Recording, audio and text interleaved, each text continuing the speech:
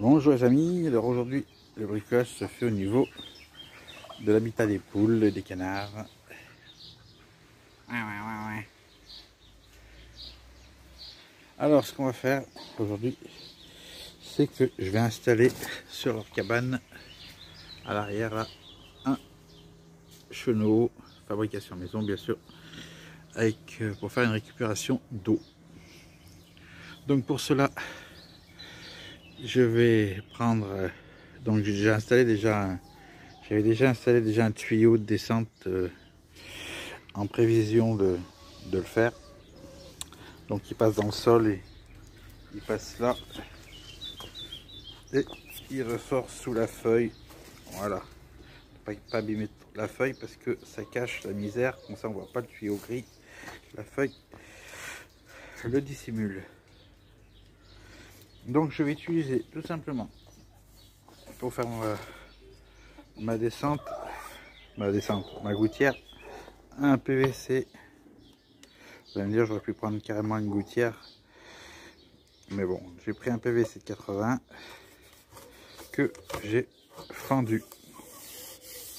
Et si j'ai pas pris une gouttière, c'est justement, c'est fait exprès, c'est pour me donner un certain angle d'arrivée de l'eau, pour que l'eau, quand elle arrive, elle tombe directement dans le tuyau, elle passe pas de l'autre côté, parce que mon toit, tout simplement, il est très court. Donc je peux pas me permettre d'un chenot. Le chenot il va arriver jusque là avec les fixations. Donc je suis obligé de me faire une fabrication maison qui fait que mon chenot va venir plaquer ici et mon eau va tomber directement dedans. Ouais, pourquoi j'ai pas pris un chenot? Tout simplement parce que mon toit n'est pas adapté à mettre un chenot standard. Donc à l'autre bout, j'ai mis un bouchon avec un obturateur des vis si j'ai besoin d'enlever pour nettoyer les saletés. Mais bon, celui-là j'en aurais pas besoin en fait, c'est surtout pour condamner, pour faire un arrêt. Je vais vous expliquer plus tard pourquoi celui-là je m'en fous. Alors donc le chenot lui-même il est mis, comme on peut voir, il est bien à l'intérieur des tôles. Quand l'eau va tomber comme ça, va tomber automatiquement ici. Là c'est quand même assez fermé pour limiter les feuilles, mais bon il en passera toujours quand même.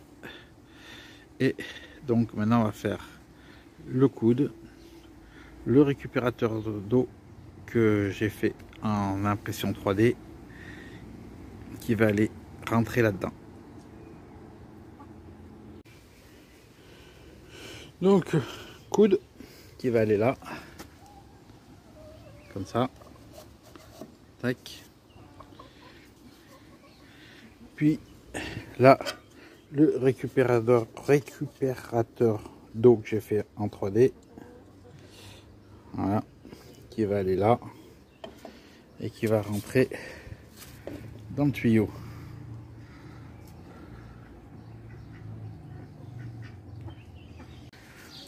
Bon, première présentation, ça se présente comme ça. Tac, ça arrive là, donc après il faut faire un trou pour faire rentrer le bec à l'intérieur. Donc je vais marquer ici, je prends le diamètre d'ici, je fais un trou à la fraise et c'est parti. Alors j'ai rentré le bout de tube dans le trou que j'ai fait. Alors j'ai mis du scotch là, ça en attendant, c'est temporaire, le temps que je colmate ici, voilà, tout autour. Après une fois que ce sera sec, j'y enlèverai. Là le trou, je pense que je vais le laisser comme ça, dans le sens que ça fait une mise à l'air, ça évite un effet de bouchon. C'est des bulles qui doivent remonter, et ben au moins c'est pas compressé, c'est mise à l'air, un peu comme quand vous faites une installation de votre chauffe-eau. Il y a toujours une mise à l'air, ou même pour votre machine à laver. Vous faites un sorte de siphon, et tout ça justement pour éviter que l'eau elle remonte et même les odeurs. Ben là en fait c'est pour justement éviter cet effet de bouchon. Alors après, là ce qui se passe, c'est que pourquoi, je vous explique pourquoi je m'en fous du bouchon, je vous ai dit au départ, pour le nettoyage. Bah, tout simplement parce que le bouchon il est sur celui-là. Alors, pour l'instant que le canard vient voir ce que je fais. Ici, bon, ça se dessert, j'ai cassé, j'ai bien serré. Voilà. Ça se dévisse. Quand les saletés arrivent du toit, arrivent de là, vont passer ici et vont stagner ici. Donc j'aurai juste à ouvrir ce bouchon et sortir les merdes qui sont stockées. Et ça évite que ça aille obturer la conduite. Donc j'ai un petit problème qui se crée quand même, c'est que voilà, je mets, et ben regardez le jeu que j'ai. Je vais pas coller ça comme ça, hein. Je vais pas mettre un scotch là et puis dire faire tenir comme ça. En plus ce sera pas étanche. Donc il y a une poule qui s'énerve. J'ai coupé un bout de tube qui restait de PVC et j'en ai fait une bague. Donc j'ai enlevé une épaisseur ici. Vous voyez, normalement c'est arrivé comme ça, il y a cette partie là que j'ai enlevé. Sinon je me retrouve toujours au même diamètre du tube et c'est pas le but. Donc j'ai enlevé la valeur de façon que ça rentre là-dedans en bague. Vous voyez, pour attraper le jour, je le colle et après je le colle ici. Alors heureusement que j'ai fait un essai à blanc parce que la bague elle était trop épaisse, donc il a fallu que je la diminue. Là, vous voyez, elle est vraiment plus fine que tout à l'heure. Normalement là, ça devrait rentrer. Alors ça rentre, vous pouvez voir difficilement, mais ça rentre tout doucement, de force. Alors je peux pas diminuer plus, que si je diminue plus la bague elle va péter. C'est pas fait pour faire ça, donc c'est déjà bien que là j'arrive à la rentrer. Alors je vais essayer de la rentrer au maximum en essayant de faire aller ça jusqu'à là. Si c'est pas possible, ben je comblerai, hein, tant pis. Donc là j'ai posé sur mon petit trépied de fabrication 3D. Donc là on a la sortie d'eau. On va aller voir si le système fonctionne en simulant une pluie.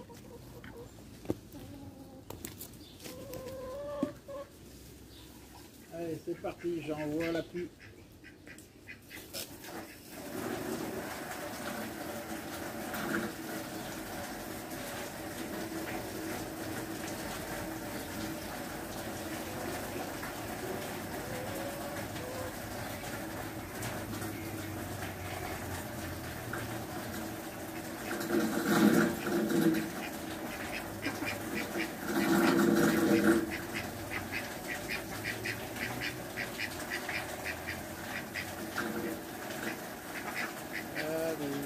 Ça remplisse quand même le gros tuyau, c'est ça le truc.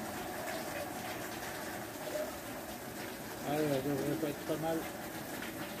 Autant tout descendre.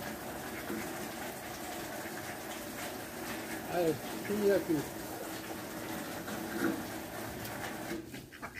Alors, qu'est-ce que ça donne? Alors, on peut voir que l'eau s'écoule. Donc le chemin se fait bien. On va rester à voir si il y a des saletés qui se retrouvent dans le réceptacle où il y a le bouchon. Allez, on va aller voir ça. Alors, le chenot c'est bien vidé. Hein, comme on peut voir, il est bien vide. Donc j'ai la bonne pente, la saleté elle est bien descendue du toit, elle est restée bloquée dans une partie là. Donc ce sera à nettoyer. Et est-ce qu'il y en a qui sont passés là et arrivés ici? Il est temps de voir cela. Hop, on défait. Surprise.